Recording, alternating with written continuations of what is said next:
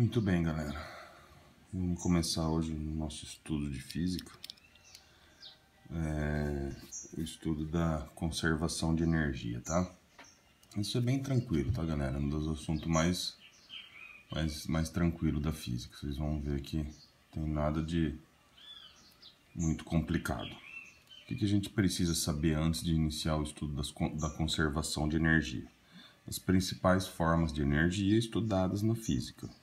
A primeira é a famosa energia cinética, né, que é a energia do movimento. Um corpo de massa m com uma velocidade v, a sua energia cinética será calculada pela fórmula massa vezes a velocidade ao quadrado sobre 2, beleza? Depois, a potencial gravitacional, que é um corpo quando tem altura. Aqui o exemplinho que eu dei, um corpo de massa m, uma altura h, submetida à ação da gravidade g, né? Eu gosto de falar assim, EPG, tá? Energia potencial gravitacional, porque a potencial existe em duas modalidades, já falo sobre a outra. Então, a EPG vai ser a massa vezes a aceleração da gravidade, que na Terra vale 10, né? Arredondado, 10 metros por segundo ao quadrado, vezes a altura desse corpo. Quanto mais alto, maior será a sua energia potencial gravitacional. Beleza? Por último, a potencial elástica, energia potencial elástica, EPEL. Quando que essa forma de energia aparece? Em corpos que se deformam e tendem a voltar ao seu estado antes dessa deformação, tá? Por exemplo, uma mola comprimida por um corpo aqui. Quando eu estava falando sobre forças, né? Força elástica, eu já falei essa fórmula aqui para vocês. EPEL igual a kx ao quadrado sobre 2. O que é esse k aqui? É uma constante da mola. Quanto mais difícil for a sua de deformá-la, maior será o k. Uma mola mais mole, mais fraquinha, o k é baixo. E esse x aqui? X é o tanto que a mola se deformou, dado em metros, tá? Às vezes no exercício eles colocam em centímetro para confundir, tem que passar para metro, tá? Então, a energia potencial elástica é igual a constante elástica vezes a sua deformação ao quadrado sobre 2. Beleza? Por último, a energia mecânica. O que é a energia mecânica? É a soma de todas. Energia cinética, mais a energia potencial gravitacional, mais a energia potencial elástica. Claro que, tipo, um corpo em queda livre, ele tem altura e ele tem velocidade, certo? Não tem nada se deformando ali. Então a gente tira a energia potencial elástica, a energia mecânica de um corpo em movimento, em queda livre, é somente a sua cinética, mas a sua potencial gravitacional, tá? Se um corpo for impulsionado por uma mola sem altura no chão, aí ele vai ter cinética e potencial elástica, tá? Tem que analisar cada caso. Beleza? Agora sim a gente vai falar propriamente sobre a conservação de energia. O que esse postulado da física fala? Que em um sistema a energia mecânica é constante, tá? A energia ela não pode ser criada nem destruída, né? Lembra do Lavoisier, tá? Em um sistema a energia mecânica é constante. Como assim um sistema, professor? Um estudo que você faz sobre um corpo em queda livre, sobre um corpo sendo impulsionado por uma mola, tá? Sempre que tiver alguma experiência, na física, na química, a gente fala que é um sistema, né?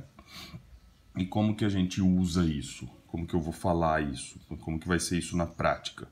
A energia mecânica antes é igual à energia mecânica depois, tá? Então, o exemplo mais clássico para vocês entenderem bem isso é o corpo em queda livre. Depois a gente vai fazer vários exercícios envolvendo energia potencial elástica, energia potencial gravitacional, todas as formas de energia com altura, com mola, com velocidade, tá? A princípio, para fixar a matéria, eu vou dar o exemplinho aqui, um corpo em queda livre. Antes da queda, tá lá o corpo no alto de uma mesa. O que ele tem? Como ele possui altura, mas ele está paradinho, ele possui energia potencial gravitacional, certo? Aí alguém esbarra nesse corpo, ele cai. O que acontece ao longo da queda? a energia potencial gravitacional vai diminuir, certo? Por quê? Porque como ele está se aproximando do chão, a sua altura está diminuindo. Mas o que acontece com essa energia? Para onde que ela vai? Ela, como o corpo está ganhando velocidade, né, sujeito à ação da aceleração da gravidade, a sua velocidade aumenta. Se a sua velocidade aumenta, a sua energia cinética aumenta. Então, essa energia potencial gravitacional que o corpo tinha antes de cair é convertida em energia cinética ao longo de sua queda. Enquanto a energia potencial gravitacional diminui, pois sua altura está diminuindo, a sua energia cinética aumenta, pois a sua velocidade está aumentando, até atingir o solo, né? Aí essa energia é dissipada na forma de calor e barulho, né? Beleza? Então, isso que quer dizer conservação de energia, tá? É uma energia diminuindo enquanto a outra aumenta, tá? Então, como que a gente vai, por exemplo, eu vou pedir para vocês calcular, já eu vou fazer um exemplo, vou pedir para vocês calcularem com que velocidade um corpo atinge o solo. Eu vou jogar nessa formulinha aqui, energia mecânica antes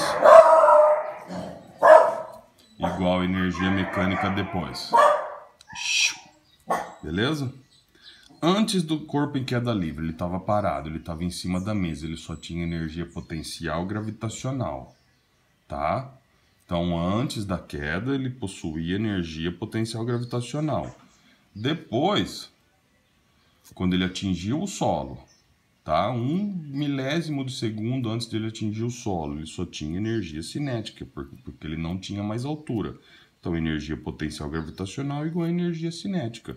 Energia potencial gravitacional mgh igual a energia cinética, que é mv² sobre 2, tá? Eu tô falando aqui, galera, sobre... a gente está desprezando a resistência do ar, tá? Então, vocês vão ver que independe da massa, tá? Se eu tenho massa aqui, independe da massa.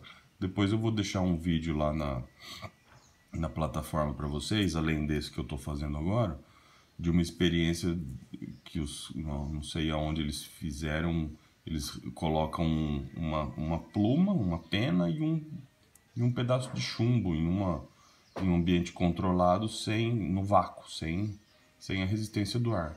A pena e o chumbo caem à mesma velocidade, atingem o solo com a mesma velocidade ao mesmo tempo, tá? E é claro, se alguém for fazer engenharia, algum curso de exatas, aí a gente não pode desprezar a resistência do ar, tá? Mas é uma variação muito pequena, tá, galera? Tipo, o corpo vai ganhar muita pouca velocidade se a gente ganhar ou perder muita pouca velocidade se a gente considerar a resistência do ar. Então vamos ver isso na prática. Deixa eu ver se está enquadradinho aqui. Quero que vocês calculem a velocidade de um corpo em queda livre nos pontos B e C abaixo, desprezando a resistência do ar e adotando a aceleração da gravidade 10 metros por segundo ao quadrado.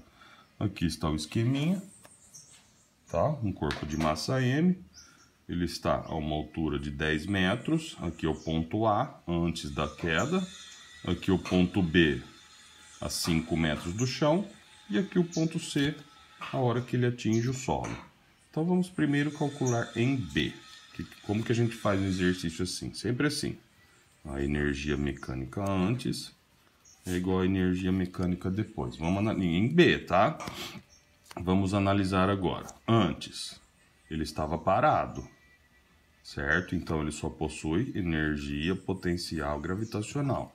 Em B, galera, ele tinha altura e ele também tinha velocidade. Então agora ele tem altura e velocidade, ou seja, ele tem energia potencial gravitacional e tem energia cinética também, pois está em movimento, né? Então esta é a fórmula que a gente vai usar, tá?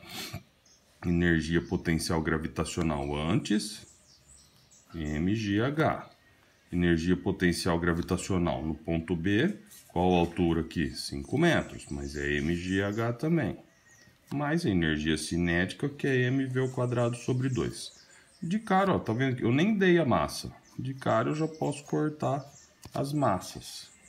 Vou apagar aqui porque não vai caber.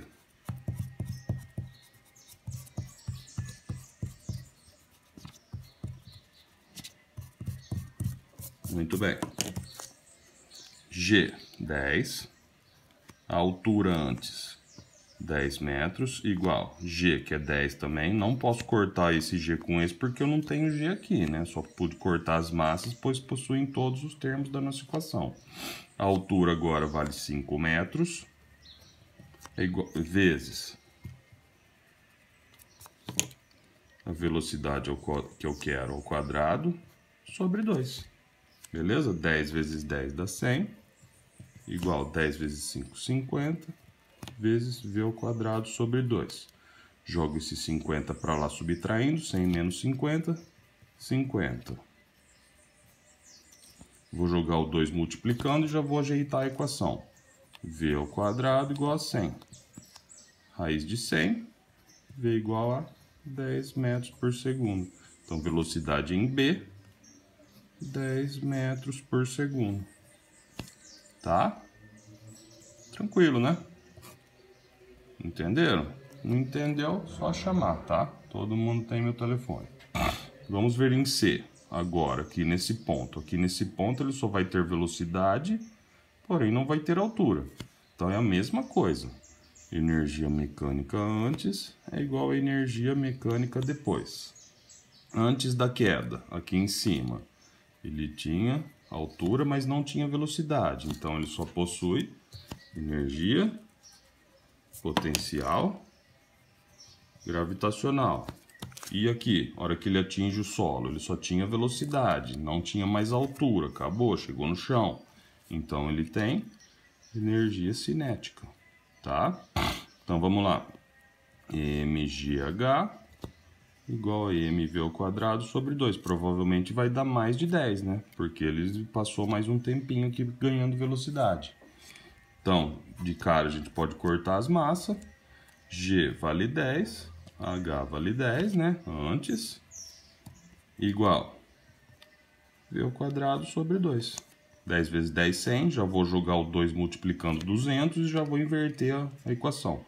V ao quadrado igual a 200. V igual a raiz de 200. 200 eu posso escrever 2 vezes 100, né? A raiz de 100 é 10. Então, V igual a 10 raiz de 2. Raiz de 2 é aproximadamente 1,4. 10 vezes 1,4. 14 metros por segundo, aproximadamente, a velocidade que este corpo atinge o solo. Tá vendo? Ganhou 4 metros por segundo em 5 metros. Beleza? Antes de acabar a aula, quero falar um negócio rapidinho aqui para vocês.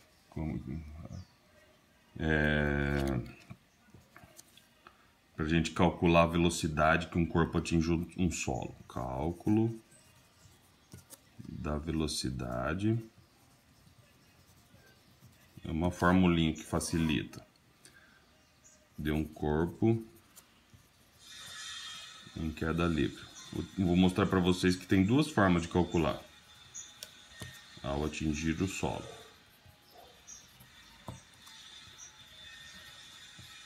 Então, como a gente acabou de ver, a energia potencial gravitacional antes é igual a energia cinética depois, certo? Então, mgh igual a mv ao quadrado sobre 2. Tchau para as massas. Jogo 2 multiplicando. V igual a raiz de 2gh. Beleza? Lembra da fórmula de Torricelli?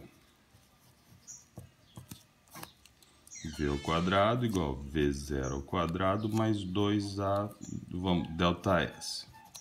Né? A fórmula mais famosa da física, que eu mais gosto.